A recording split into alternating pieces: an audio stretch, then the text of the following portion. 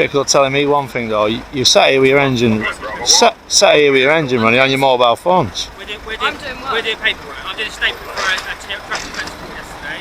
She's doing a crime transfer to the Metropolitan Police. Okay. Have you got an issue with that, sir? Yeah, it's idling. I want to be in the movie. Pardon? You want to be in the movie? Say hello to Reggie. Top man, top man.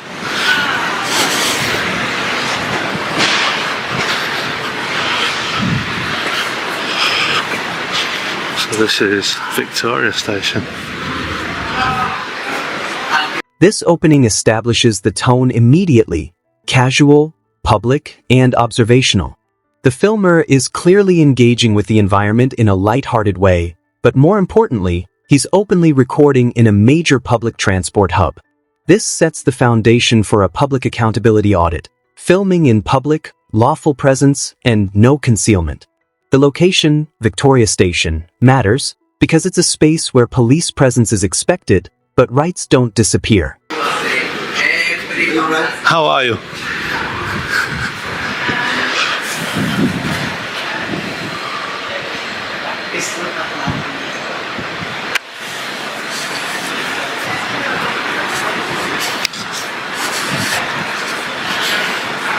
So yeah, this is Victoria Station, guys. Here, the camera shifts focus to police vehicles idling nearby while officers use mobile phones. This is a quiet but important observation. Accountability isn't always about confrontation. It often begins with noticing inconsistencies. Public servants enforcing rules are also expected to follow them, including environmental and operational standards like unnecessary engine idling. We are in 2024, guys.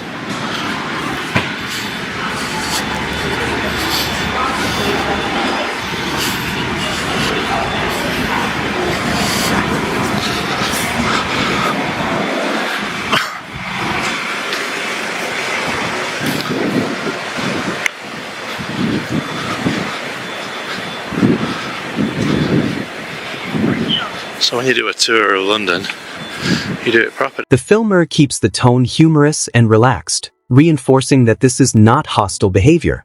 Humor is often a de-escalation tool, but it also exposes how quickly harmless actions can be framed suspiciously. This section reinforces lawful presence and normalizes filming as part of everyday public activity.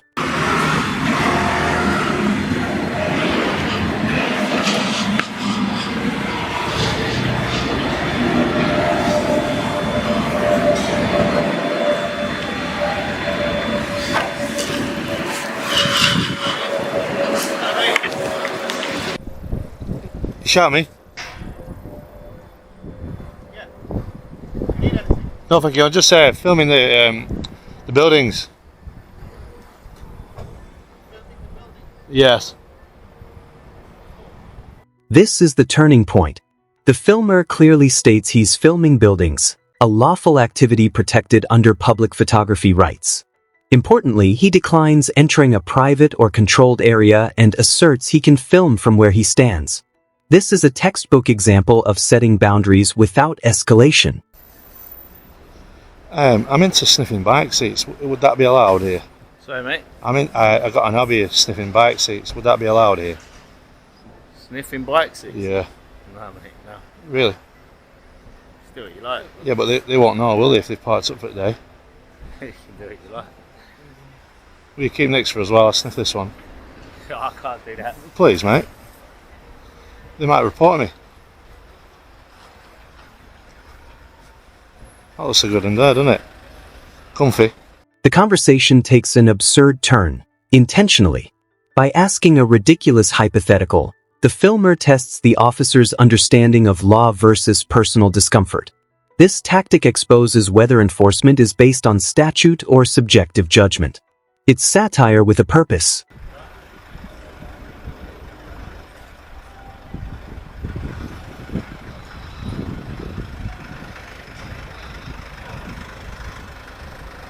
You can do that, right? Can't you? It's up to you, do what you like. It's not illegal, is it? I don't want to break the law, that's all. got a hobby, sniffing bike seats. Yeah, but that's comes under outrage in public decency. Now we see the officer struggling to articulate a specific offense. Words like might, could, and potentially dominate the response. This is critical. Police powers must be grounded in certainty, not speculation. Hypothetical harm does not equal unlawful behavior. No, that's what I'm saying. So the railway is covered by lots of bylaws. Yes. Okay. So anywhere that you do things on a railway, Yeah. anything unacceptable behaviour, someone deems to interfere with the comfort of other passengers, Yeah. people like that, then they can make a complaint and then you can be investigated for it. So, Really? Well, yeah, I suggest to you that you don't do it, and you can also be arrested potentially for interference with bikes and motorcycles. Okay? No, I don't want to touch them. I just want to sniff them. Yeah, but if you're seen looking and interfering and having an interest in the bike, Yeah. you're possibly arrested for theft of a motorcycle or attempted theft of a motorcycle. Really? Yeah. Okay, just. The officer escalates by referencing bylaws and public complaints, yet still fails to cite a clear, applicable statute. This is a common enforcement tactic, using vague authority to discourage behavior rather than legally justify intervention. Advising someone to stop doing something lawful is not the same as enforcing the law. Right. Okay. Yeah. It's just not normal. I wouldn't class it as normal behaviour. What, sniffing bike seats? Yeah, well, I don't see 99% of the public going sniffing bike seats. Okay? Well, it's not against the law, is it? Well, I just said to you, it potentially could be. Okay, so covered by bylaws, that is an offence and you can be arrested for it if you interfere. Yeah, but it's my human rights if I want to sniff things. Can I sniff you? It's how other people perceive It's someone it as else's well. property. Can I sniff the van? It's someone else's thought you property. I can sniff the van. But do you not understand? Like, Here, the filmer asserts personal liberty, the right to exist, observe, and engage with public space. The officer concedes that many actions aren't illegal but leans on social norms instead. This reveals a key issue. Police are not arbiters of what is normal, only what is lawful. Hang around bike racks if you don't have a bike for yourself because you're liable to be arrested. Okay.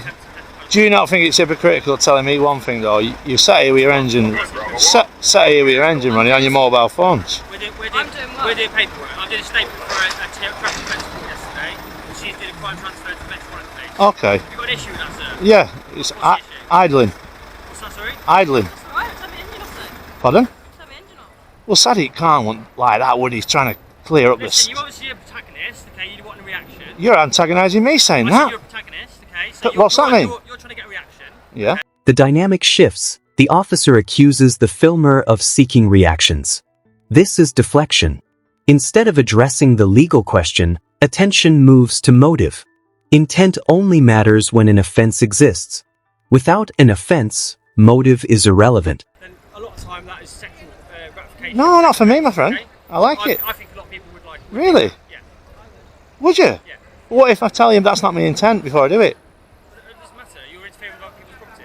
No, I don't want to touch it or anything. But you're interfering with other people's property, okay? Really? So I advised you, I think that would be unacceptable behaviour to go around doing that. So you don't mind me sniffing the van, but you're not the I bike seat? don't care what you do. That's See, it's the same thing, isn't it? Someone else's crotch hasn't been on the bike seat, is it? Pardon? Someone else's crotch hasn't been on the wing mirror. Oh, I didn't think of that. Exactly. Okay. So Mm. I think it's to do sexual connotations with the fact that that is where someone's crotch has been, and you want to sniff the genitalia area. Yeah, but what if you didn't know who had ridden it before? Exactly, but that might be more to that to the fetish. Okay. So I personally think that would be. Right. Despite repeated clarification, the officer continues reframing lawful behavior as suspicious. The filmer stays calm, asks questions, and ultimately complies, not because the action was illegal, but to avoid escalation. This highlights how voluntary compliance is often extracted under implied threat. I won't do it then. I just wanted advice. That's my personal I asked this fella for advice. So, Okay. So I'm aware that you've probably live streamed it and all that sort of stuff. But no, it's not live stream, my friend. your glasses and stuff Yeah, like that. this is for my protection, just like you got body Yeah, cams. that's all good, man. Listen, I'm Yeah. not here for an argument. I'm just answering some questions. No. I advise you probably don't do it because you're liable to be arrested if you see. Okay, yep, I won't do it. Cool. Have a I've good just day, asked for mate. your advice. See you later. Thank you. And the engine goes straight back on. Once the conversation ends, the officer immediately restarts the idling engine, the very behavior observed earlier. This visual irony reinforces the accountability theme. Scrutiny often reveals contradictions more clearly than arguments ever could. And he's a sergeant. Crazy, isn't it, guys?